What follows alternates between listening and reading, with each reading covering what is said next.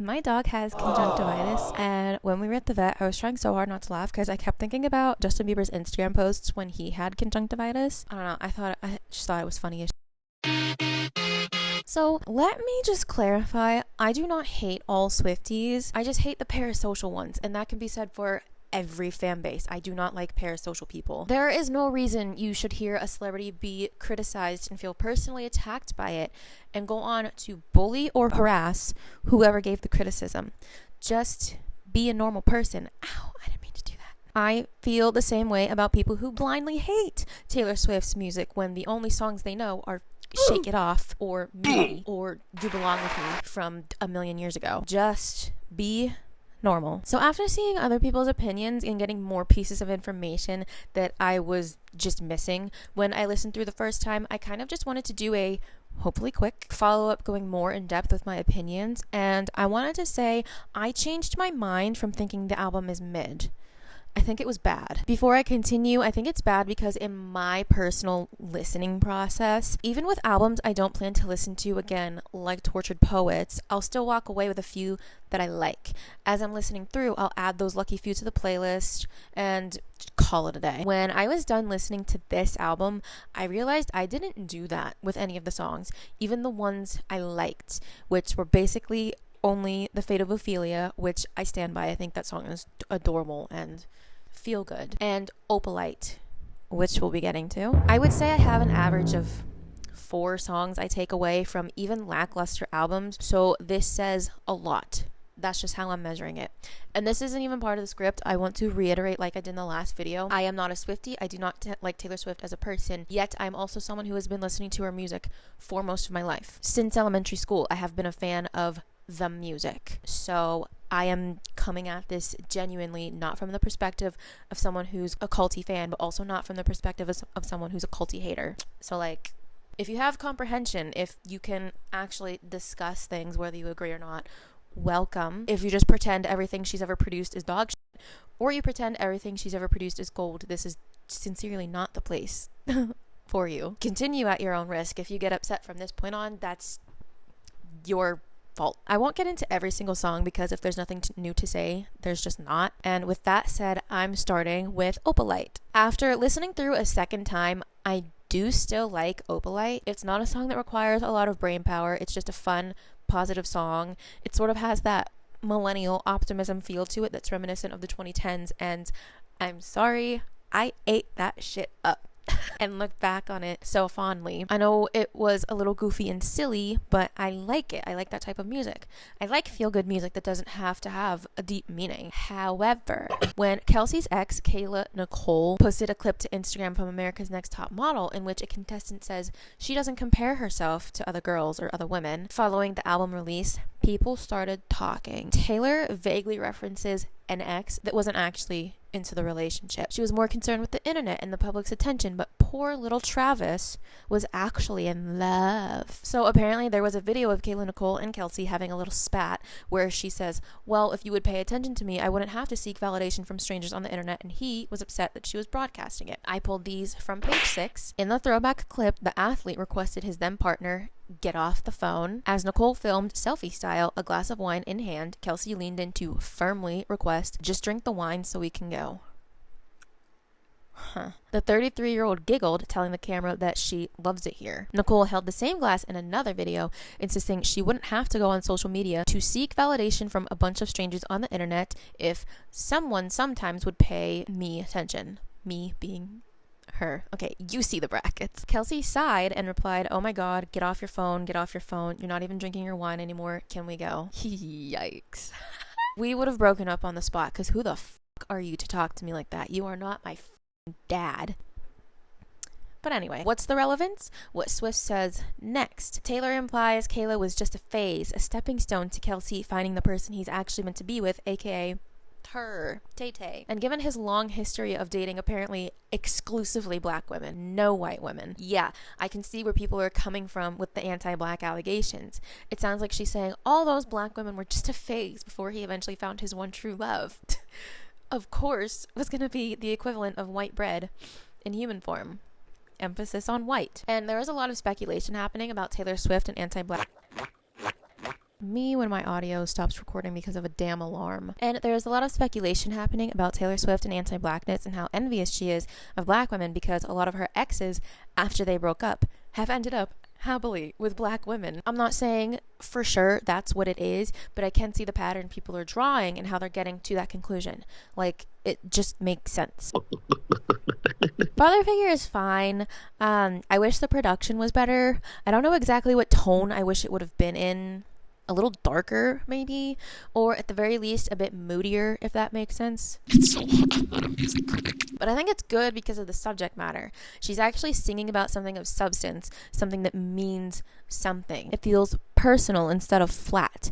And she's putting herself in the shoes of allegedly Scott Bruschetta, or whatever the fuck his name is. Some people are saying it's about Olivia Rodrigo, but I don't know how it would be. I don't know. Just something to consider. I think when she ventures into other perspectives for her writing, her skills shine through, even though this one was not the best example. A good example, I think, would be Dorothea. Just one of many. I don't know why, but before I sat to listen to the album, it was stuck in my head, and I think it's such a lovely song. Father Figure is not as good as anything from Folklore or Evermore, of course, but I do enjoy when she's speaking to us as someone who's not Taylor Swift. I especially like the fictional stories she told us on those albums. Eldest Daughter is one of the worst songs she has ever put out into the world. It's fucking terrible. It's aged and outdated, and it's literally from a few days ago. I actually can't believe she wrote something this bad, because contrary to what the unflinching Taylor Swift haters say, no, the overwhelming majority of her work does not sound like this. She has a history of having at least one poopy song on each album, in my opinion, but this one might take the cake. It's the poopy songs that end all poopy songs, because aside from the absolutely garbage lyrics, it sounds like devolving. It sounds like she wrote it when she was 16. But the funny thing is, the music she was writing at 16 is better than this. This is not the same person who wrote Guilty as Sin, or Would've, Could've, Should've, or Soon You'll Get Better, or All Too Well, or Innocent, or any number of songs, and I really am so baffled that this is the same person.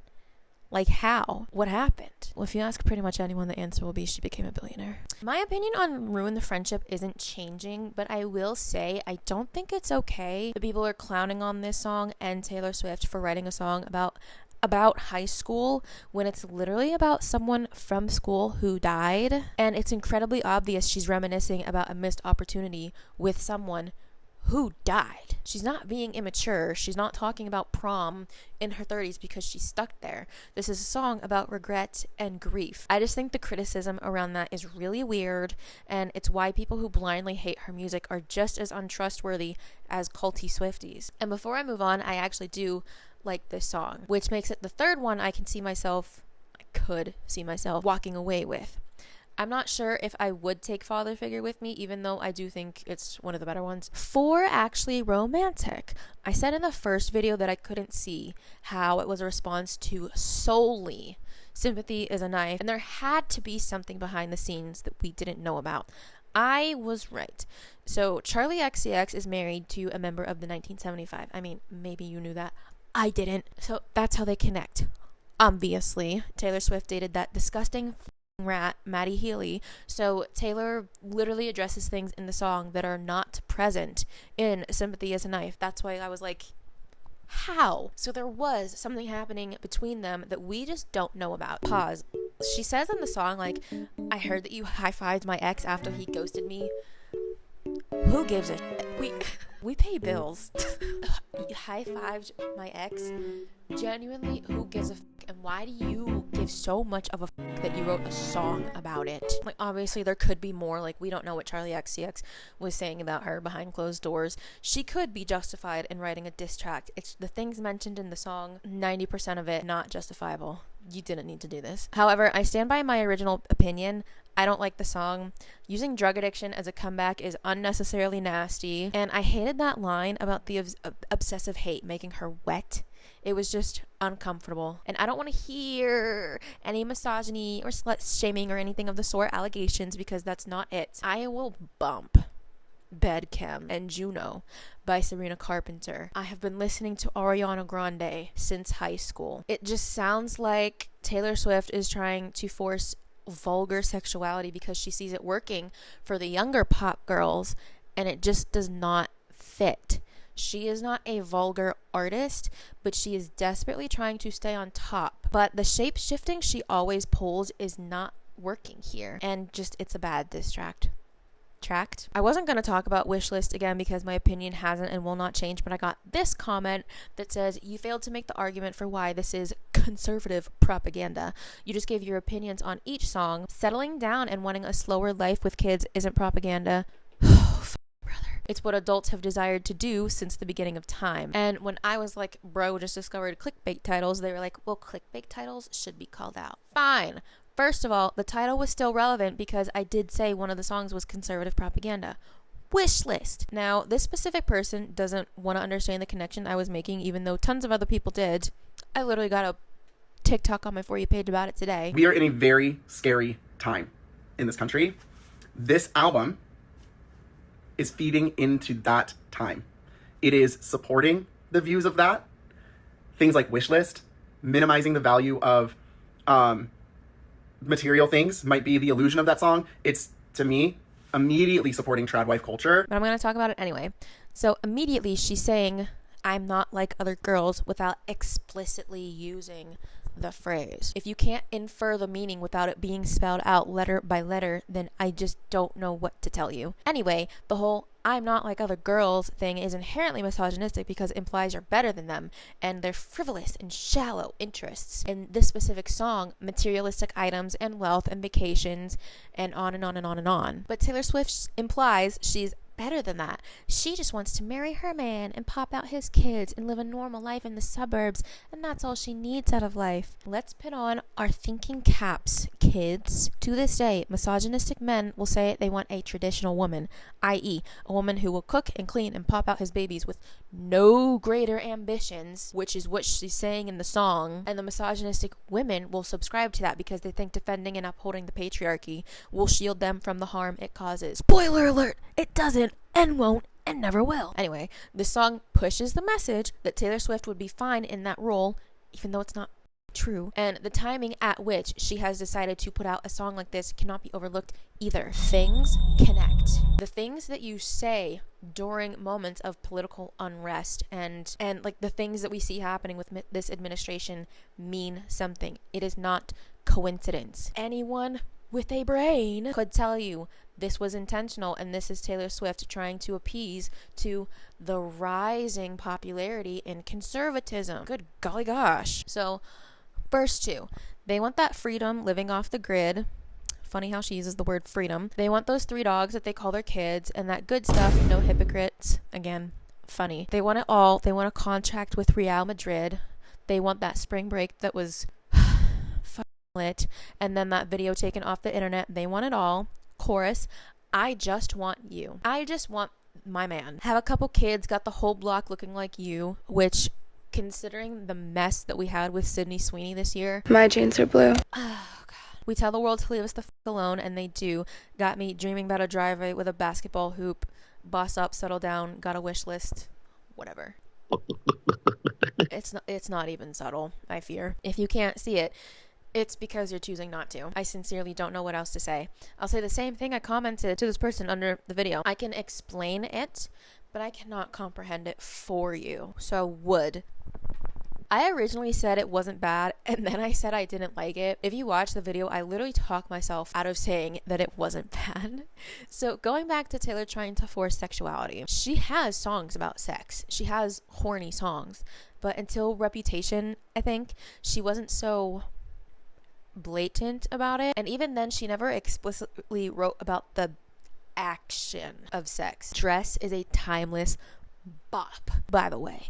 You can pry dress from my cold dead hands. Taylor Swift could shoot someone and I'd keep listening to Dress. But now, after being more covert about it all these years, it's giving the impression that because she never let herself be vulgar before, like never learned how to embody that kind of like sexual image. This is just me theorizing, because she was clinging to the clean white girl image, being more overtly sexual finally in her mid, almost late 30s just isn't landing. Like, she never learned how to break free of that childish, clean white girl image, and now this is where we are with, like I said, covertly sexual Taylor Swift lyrics. Like, is Redwood Tree really the best you could do to symbolize a wang? Girl, magic wand. That's something I would have said in middle school. You said my dick's bigger a few songs ago. What happened? And this part has the potential to get me some real hate, but